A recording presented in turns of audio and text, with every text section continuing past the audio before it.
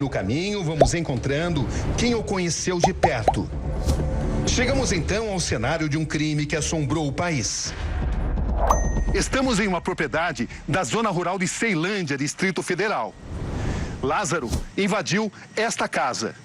Era madrugada de 9 de junho, uma quarta-feira. Recebemos autorização para entrar. Aqui, o empresário Cláudio Oliveira vivia com a mulher e seus 2 filhos. Lázaro passou por aqui. Ele conseguiu, com facilidade, invadir essa casa, fazendo esse caminho, até chegar a esta porta. Ele assassinou friamente, com tiros e facadas, o pai e seus 2 filhos. A mulher foi levada por ele. Quando os parentes chegam ao local, encontram Cláudio ainda com vida. Ele só consegue falar: saiam daqui. Ele levou Cleonice. O empresário morreu pouco tempo depois. Assim, depois de assassinar Cláudio Vidal de Oliveira, de 48 anos, seus filhos Carlos, de 15, e Gustavo, de 21, Lázaro partiu para sua próxima execução. Cleonice teve que assistir à execução do marido e dos 2 filhos, e ainda viver o terror de ser sequestrada. Ela é encontrada morta 3 dias depois, em um córrego, a 8 quilômetros da chácara onde morava. O corpo estava despido, de bruços, com um hematoma na perna, pouco cabelo, indícios de estupro. No dia seguinte à chacina da família Vidal de Oliveira, Lázaro invade outra propriedade. O caseiro chamou a Silvia e ele entrou aqui para dentro e eles ficaram aí durante quase 4 horas com a arma apontada, né? E confessa os crimes. Aí ele comentou com ela que ele realmente fez e que não fez, e que se pegassem ele ou tomassem a filha dele, uma coisa assim, e que teria mais mortes do que a Covid. As marcas que o matador deixou, os sinais de sua presença, é como chegamos aqui. Estamos chegando. Esta é a entrada de uma das fazendas onde Lázaro Barbosa trabalhou, em Goiás. Aqui existem histórias importantes para serem contadas e desvendadas. Esse é o dono da fazenda, Jadir Bianglo Lacerda, de 72 anos. E esse é seu filho, o advogado Wesley Lacerda. E esse aqui, o neto de seu Jadir, Daniel. Todos conviveram com Lázaro. Boa tarde, seu Jadir. Boa tarde, Roberto Cabrini. Como vai? Tudo bem? Tudo bem. Podemos conversar sobre o Lázaro? Podemos, sim. Seu Jadir, há quanto tempo o senhor conhece o Lázaro? É uns 3 anos atrás. Ele trabalhou para o senhor? Ele trabalhou uns dias, fez umas empreitadas de bater pasto lá na fazenda. Na sua fazenda? É. Como é que era a vida dele lá na fazenda? A mãe dele trabalhava comigo e o padrasto. Aí eu fiquei conhecendo, foi lá, eu estava precisando do serviço, ele falou, não, ele é bom de serviço. Aí coloquei ele empreitei para ir lá para ele fazer o serviço. Seu Jadir o contratou, Wesley também o conheceu e Daniel foi quem mais esteve com ele. Que tipo de comportamento o Lázaro tinha na fazenda? Ué, ele era um pouco tímido, assim, ficava mais na dele, mas não vi normalidade nenhuma, não. A relação que ele tinha com o senhor, como patrão dele, como era? Não, foi muito pequena. Mas era respeitador? Não, era respeitador, não teve nada assim que desabonasse, não. O que as pessoas sabiam sobre ele? O que o senhor sabia sobre ele na época? Não, depois eu fiquei sabendo que ele estava respondendo, que estava preso, mas estava ele falou para mim que tinha saído, que estava tinha que ir no juiz de 30 em 30 dias. Que era mentira, né? Porque ele era um fugitivo. É, exatamente. Eu falei, mas o que foi? Você está respondendo por quê? Ele falou, não, lá na Bahia eu desentendi com o cara e matei ele. Ele falou de uma pessoa só que ele matou? É, ele falou de uma só, não falou nem que era 2. Depois o senhor ficou sabendo que eram 2 pessoas? Depois fiquei sabendo agora, depois. E o senhor não tinha conhecimento que ele tinha fugido da prisão? Não, tinha não. Passou pela sua cabeça que ele poderia se tornar uma pessoa tão perigosa como se tornou? Não, nunca passava, não. E hoje, o que o senhor pensa sobre tudo isso? Nossa, hoje eu morro de medo dele, que pra mim é um monstro.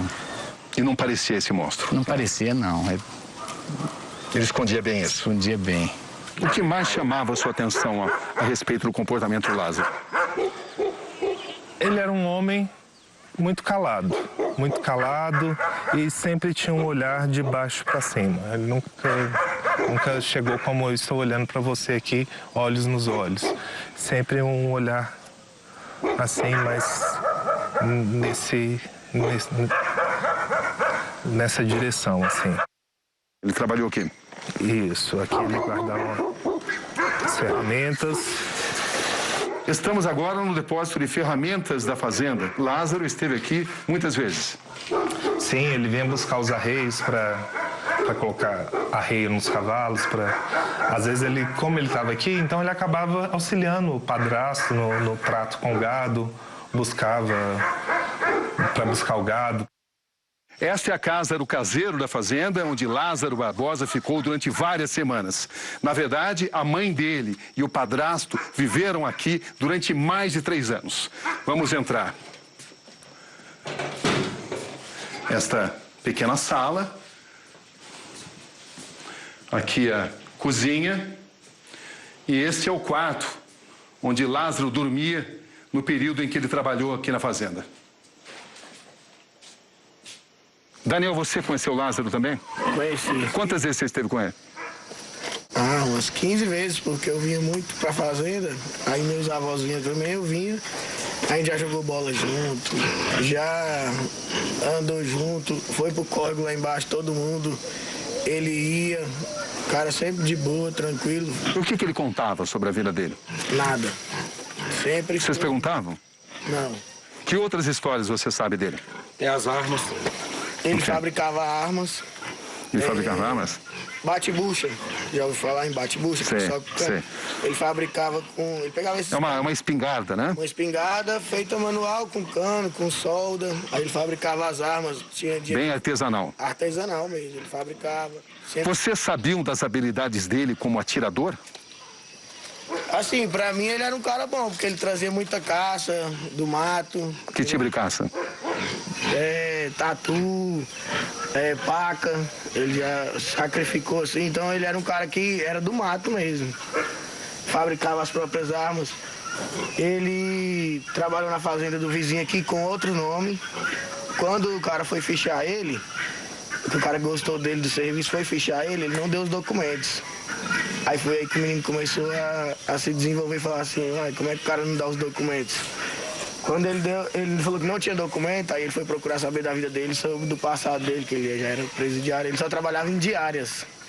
Ele escondia o passado dele? Escondia, ele trabalhava em diárias para poder não pegar o passado e botar o nome dele, para pegar documento, tudo para não fichar a carteira. O passado de Lázaro também começa a ser desbravado. Os crimes de Lázaro podem estar ligados a rituais, que, entretanto, isoladamente, não podem ser responsabilizados pelos seus atos. Aqui nessa parede da alvenaria do chiqueiro, a gente observa marcas de vela. O que você pode explicar sobre isso? Isso aqui eram as velas que a mãe dele acendia aqui de trás, que não é muito visível, a gente não tem o costume de vir atrás do chiqueiro. Logo depois a gente foi perceber do movimento, porque um rapaz falou, ela acende vela vermelha e a branca lá de vez em quando, e deixa aceso lá queimando. Aí eu falei, pra quê? Ela falou, é pra proteção do Lázaro. E aí ela acendia todas as velas aqui enfileiradas, se você vê, eram algumas por vez, sabe? Isso era assustador pra vocês aqui na fazenda? Nós não tivemos o conhecimento, a gente teve o conhecimento depois que o rapaz, que era amigo da mãe dele, do padrasto, contou pra gente que eles faziam isso. A gente não sabia, em momento nenhum. E sabendo disso e vendo isso agora, o que você pensa? É assustador, não tem nem o que falar disso aí. Na área investigada, aparecem vários indícios nesse sentido. Dentro desse cupim, os agentes se deparam com uma vela e o nome de Lázaro escrito em um papel. Agora veja esta carta. Teria sido redigida pelo próprio Lázaro. Foi encontrada por policiais em um dos esconderijos usados por ele na região de Edilândia, em Goiás. Consultamos Ellen, a mulher de Lázaro, sobre a carta. Ela nos disse que reconhece a caligrafia como sendo a do marido. Em um trecho, a carta diz: muitos que vivem merecem morrer, alguns que morrem merecem viver. Então não seja tão ávaro para julgar e condenar à morte, diz outro trecho. A carta termina com a frase: há outras forças agindo nesse mundo além da vontade do mal.